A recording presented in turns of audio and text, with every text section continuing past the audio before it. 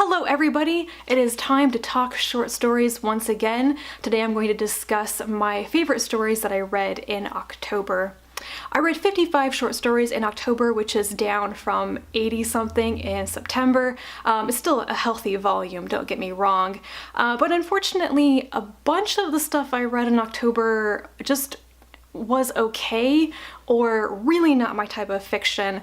So my list of highlights of the month is, well, significantly shorter than my September one, so maybe I'll get through this more quickly. So I read multiple issues of Clarkesworld and Lightspeed because I'm still working on my backlog of my subscriptions for those two magazines. I also read an issue of Lady Churchill's Rosebud Wristlet, Samovar. I tried out Mithila Review for the first time, and I read one extra story that isn't from any of those because it's a very old story. Let me talk about Lady Churchill's Rosebud Wristlet very quickly. I've never had any favorites from this magazine, but I just want to mention that I've been reading it and I'm now done with it.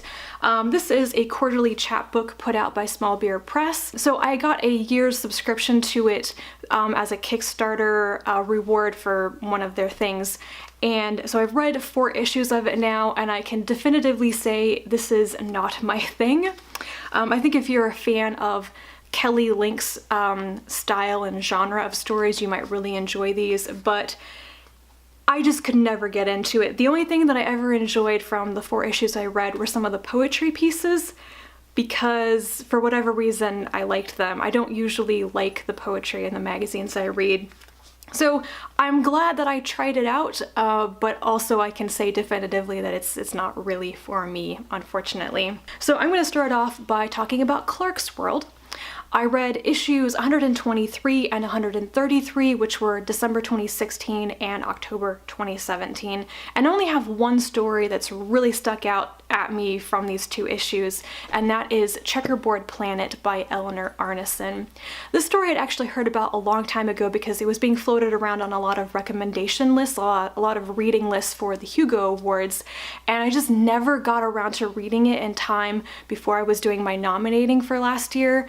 And I wish that I had, because I love the story. I probably would have nominated it, but I didn't. So this story is set on a checkerboard planet. It looks like it is a checkerboard from space. Clearly some sort of intelligent life has been meddling with it, and a corporation has been colonizing it, and an undercover agent goes to investigate whether this corporation has been exploiting the planet or researching it beneficially like it's supposed to be.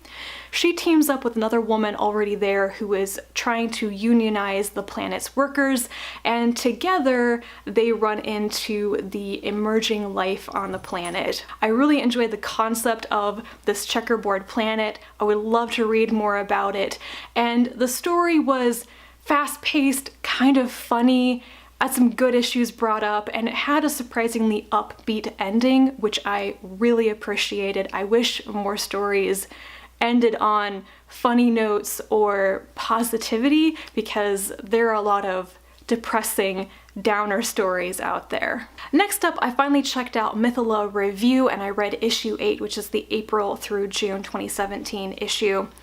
I had heard of Mithila Review a few times before, and I'd always assumed it was a review or nonfiction magazine. And then it suddenly hit me, for whatever reason, somebody said something about it on Twitter, and I realized that it publishes short fiction and poetry and essays. So I had to check it out because the description of it is that it's an international magazine of science fiction and fantasy, and I am all about reading more internationally right now.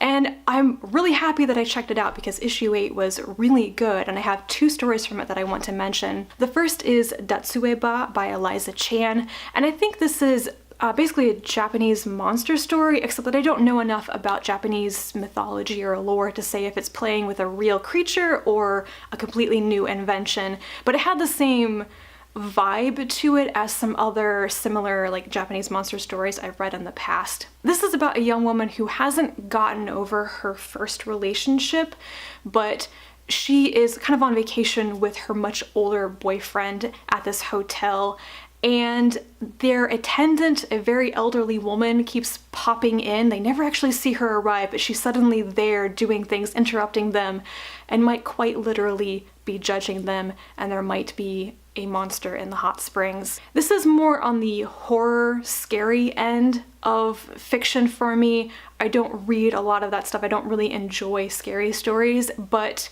this seemed perfectly calibrated, that there's horror and some gore in there, but it wasn't incredibly graphic, and it didn't turn me off. And I've actually read the story twice just to get the feel of it and to notice some things at the beginning that are like these subtle hints of what's to come. I really enjoy seeing that sort of foreshadowing, so I would really recommend this one. The other one is a science fiction novelette called Champollion's Foot by Harris A. Durrani. This is set many millennia in the future, and this human crew of a spaceship have gone to a planet to see an alien civilization there, but when they arrive, the civilization is dead. It's been destroyed and wiped out. And they come from a corporate empire that's been telling everybody that it's so statistically improbable for there to be alien civilizations that it is impossible. But the empire might have been lying all along and committing atrocities to cover up their lies. This story was very dense with a lot of implied backstory and world building, and it's told in these chunks from each person on the crew. And so you get the backstory of each person and their relationships, and a lot of things going on, not just that they've gone to this planet, but a lot of things that built up to why some of them came there in the first place, and their history with the empire, this like corporation. I think the story is tackling some real philosophical quandaries about our place in the universe, but also showing a human empire, a society based on forgetting the past and assuming that humans have an unfettered dream, practically a mandate to go forth and conquer the universe and take everything for ourselves, and that there's nothing in our way. We will not let there be anything in our way. And then something we discover, like an alien infection, might change all of that. And that little element right there with this alien infection in the story made me think a lot about Revelation Space by Alistair Reynolds. I can definitely see some similarities there. Moving on to Lightspeed, I read 3 issues of this magazine, 82, 83, and 89, which are March, April, and October 2017. My favorite story of the entire month was Remote Presence by Susan Palwick. This is about a hospital chaplain near burnout who is trying to get the ghost of an elderly woman to move on before an inspection of the hospital.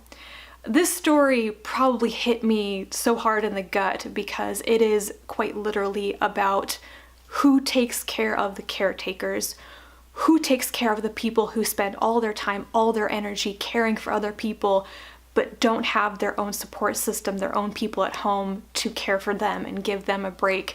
And this has been on my mind somewhat recently in my personal life. It's also a story about compassion, about trying to do the right thing, not necessarily the thing mandated by the rules, but the right thing to do as a human being. Because this chaplain, he's at the end of his rope, but he's still trying to do the right thing. And this elderly woman has died. She's a ghost. She doesn't realize at first that she's dead. And he doesn't want to exorcise her. He doesn't want to do this bad and awful thing to her. He wants her to make her peace and move on so that everything is good. He doesn't want to be the bad guy, but he's being told by his boss he must get rid of this ghost. But he chooses to do the compassionate thing. I thought it was a really lovely story. So yeah, this one I would absolutely recommend. Another one from Lightspeed is The Worldless by Indrapramit Das. This is set on a station planet. It's like a refueling stop for spaceships. So really people don't want to live there, but there has to be a small permanent population of people living there. And these people are not really allowed to leave. They are also a gender neutral people. And the narrator of the story, one of them, that person and their child want to leave. They dream about leaving, about going away with one of these spaceships that keep coming and going, and they may get a chance to. I'm not sure I know what this story is about.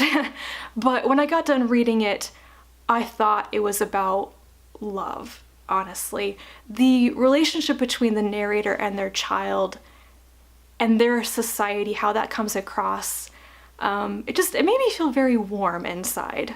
This next one has a French title, which I don't know how to pronounce. I think it's La Peau Verte by Caitlin R. Kiernan. This is one of those stories that you can just tell within the first couple of paragraphs that it is magnificently written, even if the concept isn't great, that you know the author knows how to use language, knows how to tell a story well. But also I liked the story itself. This story is about a woman who's talking to her therapist about the death of her sister when they were children. Her sister may have died accidentally by falling into a well, or she might have been stolen or killed by fairies. It's ambiguous, probably because the woman herself doesn't seem to be sure, even though she may have witnessed it. I think this is about the stories people tell to themselves, the stories we make up to explain what we don't understand, or maybe to cover up the horrible thing we don't want to remember. I liked it for that ambiguity, like you might never know what the answer really is. And also, it was really well written. The last one I want to talk about from Lightspeed is a novella called The Dragon of Dread Peak by Jeremiah Tolbert. This story is a sequel to a previous one also published in Lightspeed that I also liked quite a bit. The premise of this world, it's kind of like young adult gamer science fiction. And there are these like trans-dimensional portals that pop up that are called like dungeon space or anomalies, and kids and teenagers can go into the dungeon spaces, into these anomalies, and like do quests and defeat the stuff in them and retrieve artifacts, and then the anomalies collapse. The main character is a teenage boy named Flip. His older brother was a very skilled and well-known D-Space player who has disappeared into an anomaly where he may have died. Flip would like to know what happened to his brother and is kind of searching for him. In The Dragon of Dread Peak, Flip and his gang of friends and fellow players agree to retrieve an artifact from a very dangerous D-Space anomaly in exchange for potential information about what happened to Flip's brother. And it involves dragons. And it's a lot of fun. I am not a gamer. I think that this story, this whole dungeon space world is really based on like video games, and I don't know anything about that. I usually don't find it very interesting, but I've really enjoyed Jeremiah Tolbert's stories in general. I like his style, I like the humor, and he's just made this work for me. He's made it interesting, and I really hope there's going to be a next one because not all of the questions have been answered yet. And finally, the last story that I want to mention is an old one, and that is Sultana's Dream by Begum, Rokeya, Sakhawat, Hossain. You may have heard of the story because it is often mentioned when people are discussing what was the earliest science fictional story published. It was published in 1905, and also interesting because the author was a Muslim woman. The story is not translated, by the way. I had originally picked this up because I thought it was, and it's not. It was published in English in like a ladies' magazine in India. And the story is very simple and short. A woman falls asleep and dreams of a country where women are in charge, men are confined to the home, and all the like inventions and technologies that make their life easy and peaceful. It was amusing and surprisingly prescient. And that is it for my favorite short stories that I read in October. If you have read any of these and you want to talk about them, please leave me a comment down below and let me know what short fiction you've been reading. Thank you very much for watching, and I will talk to you again soon. Bye.